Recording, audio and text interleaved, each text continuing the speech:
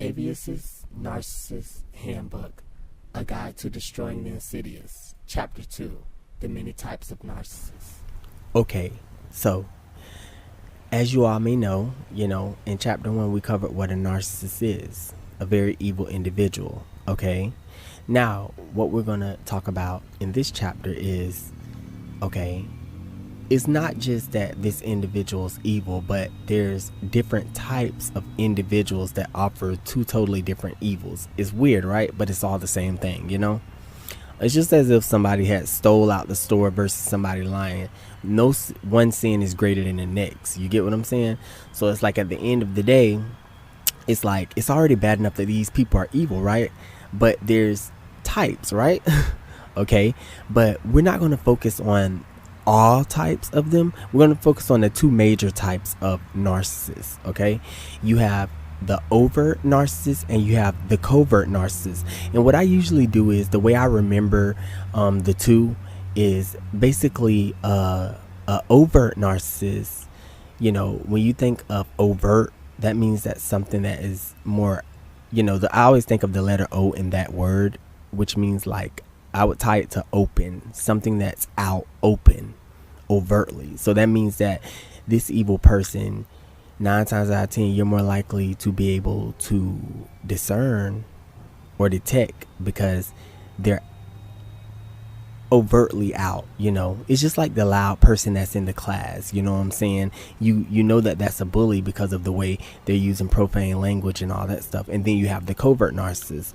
This is the one that's a little bit more stealthy.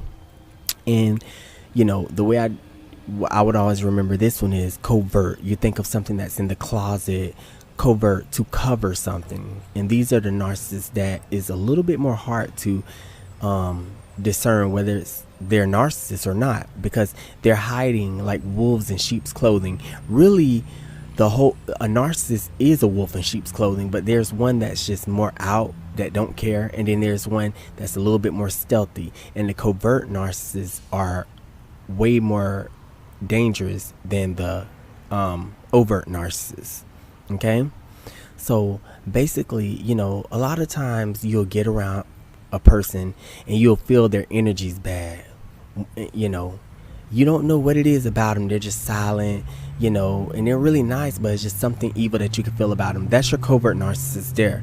And then a lot of times you'll get around someone and they're loud and belligerent, and they do like little sneaky bad things, but it's like you can't really say they're evil. You're just like, oh, that's just the way they are.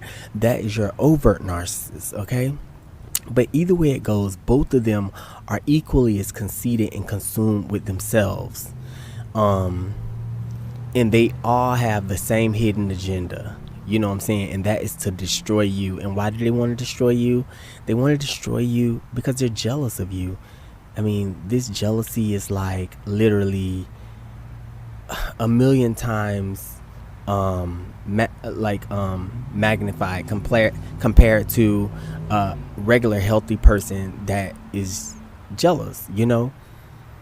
Everyone experiences jealousy, from time to time, but the narcissist takes it to a whole nother level, and no matter whether it's an overt narcissist that you're dating or a covert narcissist that you're dating, or whether you're friends with an overt narcissist or a covert narcissist, they all still hide their agenda of who they are, because these are weak people that are like, hiding behind this persona that they want to be, that they know that they'll never reach, that they aren't, and it's really sad, and it's disturbing that there's people like that out here in the world today. You know what I'm saying? Because there's beautiful women and attractive men that are business oriented and got good careers and everything, that get tied with these monsters. You get what I'm saying? It's like you're literally getting tied with a person that's putting on this persona to be bigger than you. Okay, so you're like freaking a lawyer, but they're like, oh no, I'm the judge. And deep down inside, when you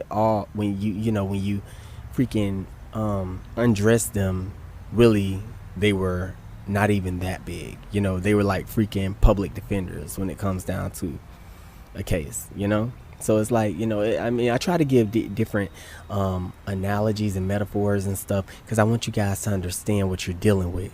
You know, these people are just, they're horrible, you know, and it's kind of sad, you know, because a lot of people in the general population don't believe that there's people out there that is literally pure evil. Like, these are like walking demons, like in human bodies, you know, that literally don't care. You know, they're out to do only one thing, and that's to destroy, you know. There's something called a malignant narcissist, but I'm not really familiar I'm familiar with it, but I don't really understand what a malignant narcissist is. But, you know, you guys can always just YouTube search what a malignant narcissist is. But yeah, you know, the overt narcissist. Now, I've experienced a lot of overt narcissists, you know, and when you're sitting around them, you'll think, oh, okay, that's just the way they talk. That's just how they are. You know what I'm saying? Oh, they're rude and snappy and stuff like that. And that's just the way they are. But you're not realizing that this person has a serious mental disorder, and it goes way deeper than your perspective of the way you see them.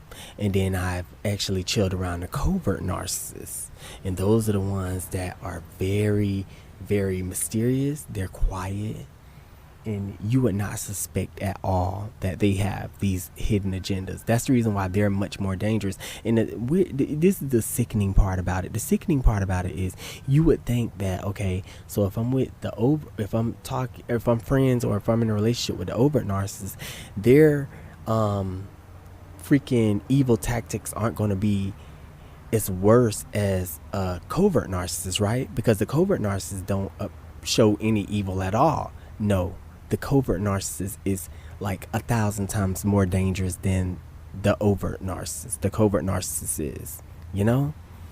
And it's like that's the really, really fucked up part about it, you know. Excuse my language. There'll be a lot of, you know, explicit you know, content in this handbook, because at the end of the day, it's like, you know, these kind of people just don't deserve to be around in normal society. You know, I mean, you got people that have not done anything wrong, and their lives are literally destroyed and ruined because of these narcissistic type individuals.